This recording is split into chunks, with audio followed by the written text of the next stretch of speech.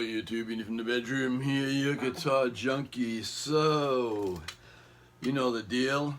A little bit of playing, then I'll talk about it. Got another Agile. It must be French. No, Agile. Yeah. A little backing track.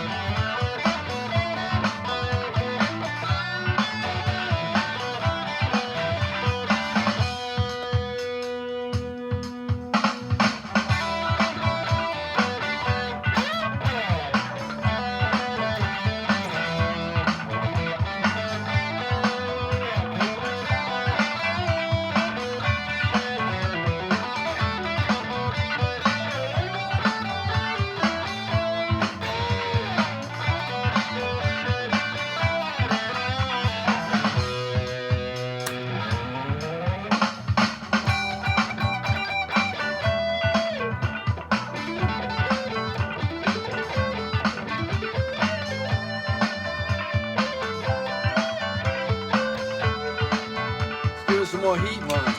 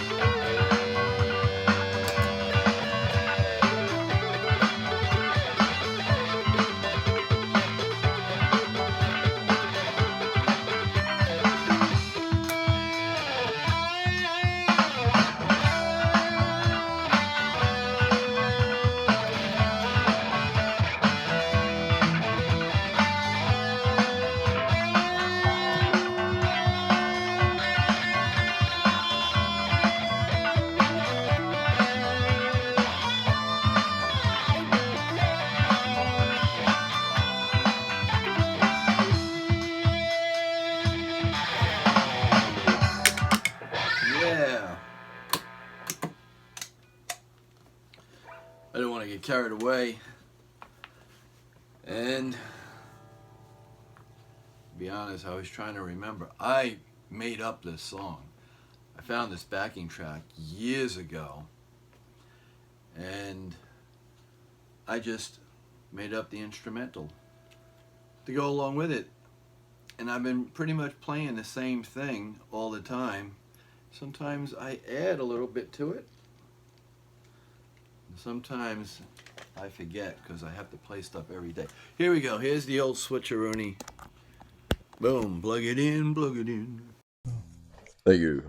I want to thank the Academy for making this possible. Thank you very much. That was my worst Elvis Presley imitation. I was going to say invitation. So, yeah. The not counting the one I sent back, I picked up a third Agile guitar. So I was looking over Guitar Center's used gear page. I have categories, like I said before. I have all the guitars that they sell used from Agile, all the guitars that they have used for Epiphone, Holly Benton, Vintage, Chauvel. I can't remember, but I have different boxes. So I click on it and it just gives me all the guitars of that brand name, no matter what it is. And I am looking into yet another different brand name. I've had a couple of subscribers mention different guitars and brought it to my attention, which thanks, I really don't need it. It's just, it's like another shot in the arm. When I see it, I'm like, oh man, that looks really cool. But I still have another one on its way, and I'm just fighting back the urge. I look around the room and I see LPs everywhere. I actually removed my vintage Ace Frehley guitar from the wall and put it in the vintage case that's sitting back there because I wasn't playing it as much. I'm never going to get rid of it, but I just haven't been playing it. So this puppy came in. I believe I ordered this. I don't know, Sunday, Monday. Today is Friday. It came in today. Literally came in within the hour, not even. And took it out of the box. They had it wrapped up with so much tape and bubble wrap. It was almost impossible. Took more time just to get the guitar out of the bubble wrap than anything else. So I bought this used from a Guitar Center from a different state and stand it, 2-volume, 2-tone, no splitting here, which I love because I don't need it. The pickups I'm not too sure about. I'm guessing they're the Alinco kind that I had in the, what was it, the 3200. This one here is an Agile 3010, 3010. So, untether. What drew me to this one is the color. I just love this like turquoise, bluish green mixture together. So the one up here is all, it's a dark blue quilted maple. This one here is a tiger maple. And I just think it looks gorgeous. I just love it. I love the black that goes with it. Black, black, black, black, black. So these that these knobs are not staying on. I do have a pair somewhere within this bag of knobs. Plus I have another pair on the way that are like turquoise that I think I'll keep those big black knobs on the other Agile, and I might put them on here because this is a darker color and the knobs are lighter. Being that's a lighter color guitar, I think it would blend in too much. Where just like with this one here, the lighter color knobs on the darker background, I think it just stands out. It's easier to see. But the thing with this again is you've got your Graphtec, which looks graphite to me, nut. You've got 22 hand-filed, hand-polished frets on an ebony fingerboard. And again, I feel I got lucky. This is another what we call blonde ebony fingerboard. It's hard to see, but it's got a little bit of blonde stripes or strips in it.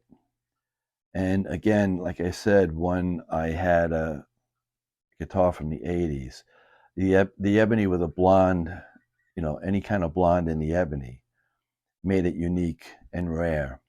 So, again, to have an Les Paul style LP, Les Paul. Are you kidding me?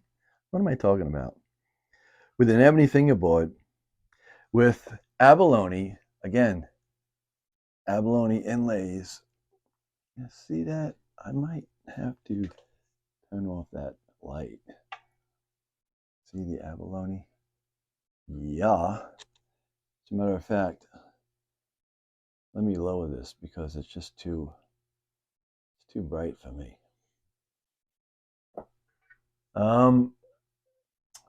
I'm not sure of the year. Serial number is AA11059. Handcrafted in North Korea, as they all are. You've got the real deal Grover tuners on here, which are sweet.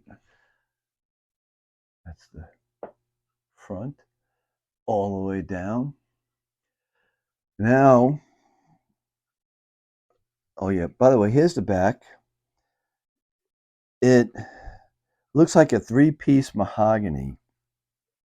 1, 2, 3, because right here is a strip, which is okay. All right. But you've got a 1-piece neck going in the body cavity. So you don't have any pieces of wood here. You don't have a neck attached to the headstock. You know, it's all one solid piece. And I appreciate that. That you know, they're not piecing stuff together. Now, I removed the cover, and as before, it's shielded. The cavity is shielded, and you have 500 K-pots in there. Hand wired, hand soldered, no quick release clip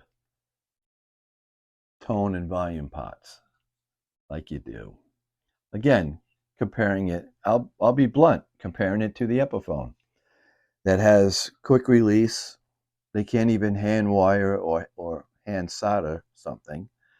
They have 3-piece, you know, necks where the head stock's connected to the neck. You have a scarf joint, a little spacer in between the neck and the heel going into the body. And then, as usual, you've got your 3-piece mahogany, which I'm used to. It's very rare to see a solid piece of mahogany on some guitars. I do have a couple that are like that.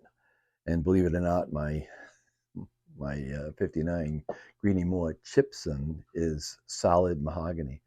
1-piece neck, 1-piece headstock and neck into a 1-piece mahogany body. And the weight is lighter than this. So, yeah, I got snagged on this. I could tell that from the other one. It's got the savers on the strings. I forget what they were called, but they look either graphite or Graphtec, what they called string savers on the bridge. And the pickups sound great. You heard it. I was just going through my overdrive, and then I turned the overdrive off and went with the 30 channel on my amp, and that gain doesn't go past 11 with just a boost going. So, you know, I didn't do my due diligence in looking up every little spec on this guitar. So I apologize for that. Someone might know more than I do anyway. However, the thing, this looks great, it plays great, it feels great, and it sounds great. I'm looking it over and I'm trying to find something that bothers me about it. There's something on the back of the headstock that I just can't get clean right now. This guitar came to me filthy. So the place I bought it from, the Guitar Center I bought it from, up north, I'm gonna take a guess and say maybe Buffalo, New York. Maybe I'm confusing that with the vintage that I bought used. I don't remember.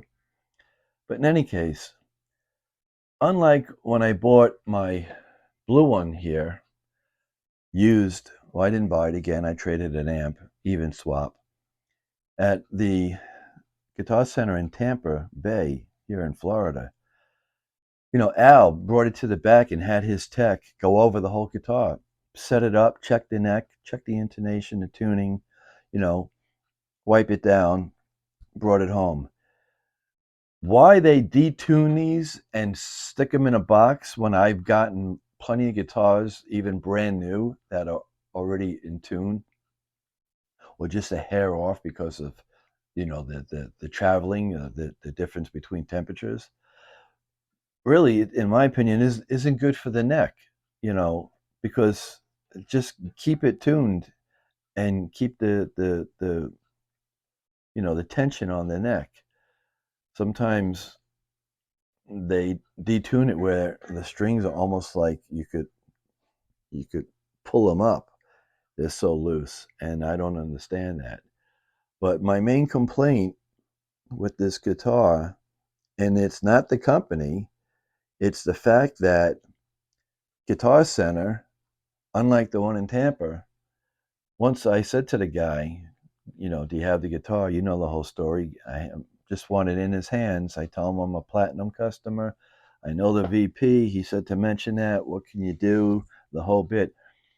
Even with that said, this guitar, they just took it off the wall, loosened all the strings, wrapped the snot out of it with bubble wrap, and shipped it. It had fingerprints, and I've been sitting here with three different kinds of rags, trying to just wipe it clean. I don't like putting wax on a guitar. I don't like a waxy buildup on a guitar because I don't want that to affect the tonality of the wood. If that even matters, it might not. I might get comments saying, "You're crazy, dude." But I just wipe the guitars down. I never ever use a cleaner. I never ever use any kind of wax. I will, again, probably have to get my lemon pledge to try to clean this, because it may look nice here, but I'm telling you, especially the back of the headstock, it looks like they sprayed something on it that dulled it or flattened it, and I'm having a hard time cleaning it. And this is the first one that I've come across, where as I'm looking up and down it, checking it out. Um, Once I tuned it, I didn't have to do anything else to it. I didn't have to set the neck. I didn't have to deal with the intonation. Once I put it in tune, and I normally tune it, stretch the strings, tune it, stretch the strings, tune it, and let it sit for an hour. I tuned this up, and I just made sure that the nut was correct, to make sure that I'm going from like, again, like I said, if it's E, you want F, A, you want A sharp, D, you want D sharp, so on and so forth.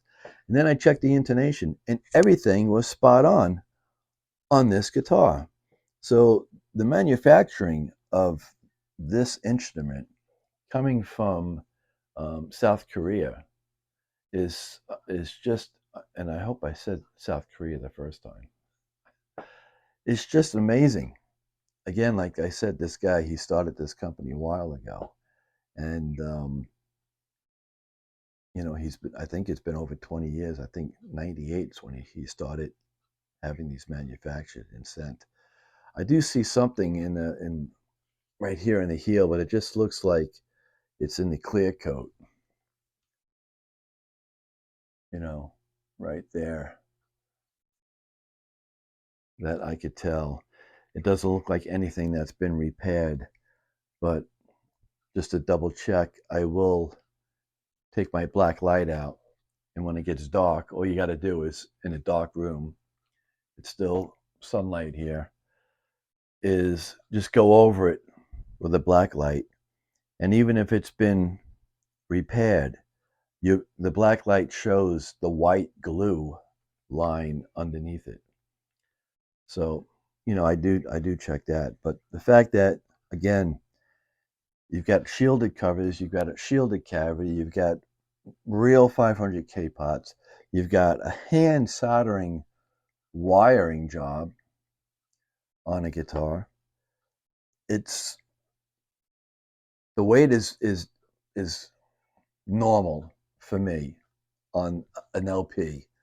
I'd have to say it's about maybe between 8 and 9 pounds. It doesn't feel like an anchor, in my opinion. So, yeah, the third one, and I think I'm going to stop with the third one. Although I am looking at the one with the Floyd Rose. If they had a sale on it, they do have a sale on it now. I believe it's $100 off. But I still think that they're pricey guitars. I would love to tell you the price of this one.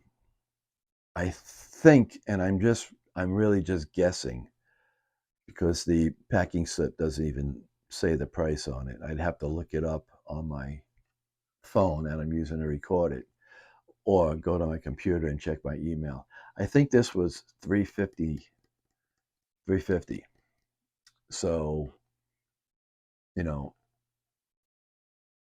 for that much to find something like one of these used that gives you everything you want, again, in my opinion, this blows away an Epiphone any day of the week.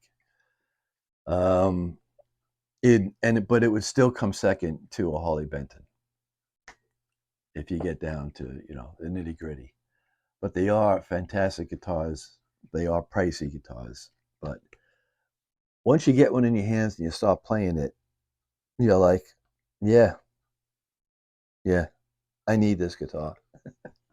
So, thanks again, everyone, for watching. Hope you enjoyed the video, and have a good day and a better tomorrow.